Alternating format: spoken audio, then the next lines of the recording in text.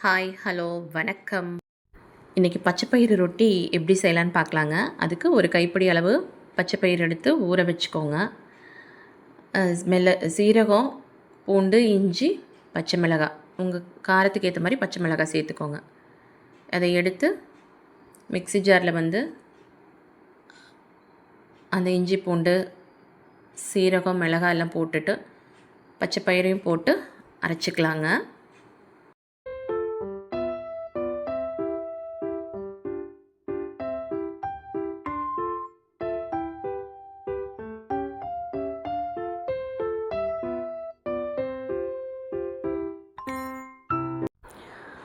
அரைச்சிட்டு வந்தாச்சுங்க. இதை வேற ஒரு பவுலுக்கு மாற்றிட்டு அது கூடவே வந்துட்டு கோதுமை மாவு வந்து சேர்த்துக்கோங்க. கோதுமை மாவு எவ்வளோ சேர்க்கணுன்னா, அந்த மாவு வந்து சப்பாத்தி மாவு ஸ்ட்ரக்சர் வர அளவுக்கு வந்துட்டு நீங்கள் வந்து கோதுமை மாவு வந்து சேர்த்துக்கோங்க. நான் இங்கே 4 பேருக்கு ஏற்ற மாதிரி நான் வந்து எடுத்திருக்கேன். நீங்கள் உங்களுக்கு ஏற்ற மாதிரி அளவு எடுத்துக்கோங்க.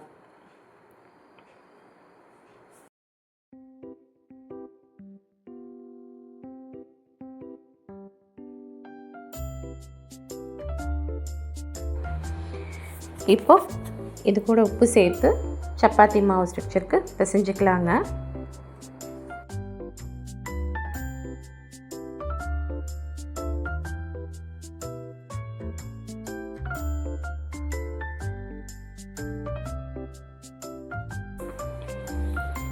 இப்போ மாவு வந்து பிசைஞ்சாச்சுங்க. இப்போ இது வந்து ஒரு 10 to 15 மினிட்ஸ் ஒரு நாளே போதுங்க. ஊறிடுச்சுங்க. உருண்டை பிடிச்சி வச்சுருக்கேன்.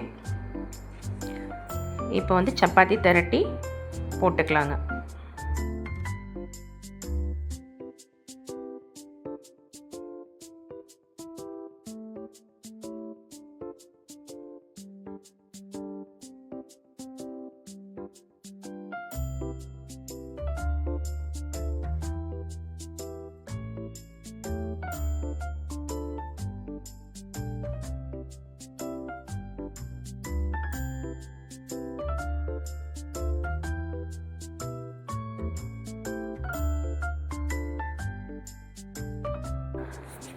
இது சப்பாத்தி டேஸ்ட்டு தான் இருக்குங்க.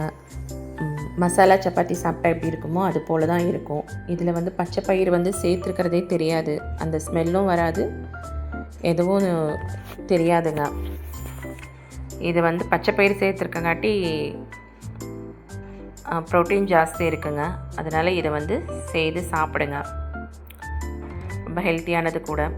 சப்பாத்தி செய்யும் போது இது மாதிரி அதையும் சேர்த்துக்கிட்டோம் அப்படின்னா இதை மட்டும் இல்லை, வேறு எந்த பயிராக இருந்தாலும் கூட சேர்த்துக்கலாங்க. சேர்த்து நீங்கள் செய்து பாருங்கள்.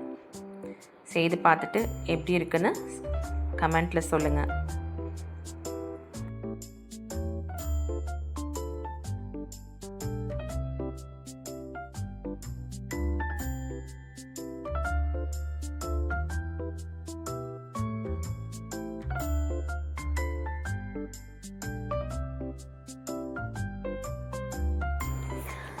லைக் பண்ணுங்கள், ஷேர் பண்ணுங்கள், மறக்காமல் சப்ஸ்கிரைப் பண்ணிவிடுங்க.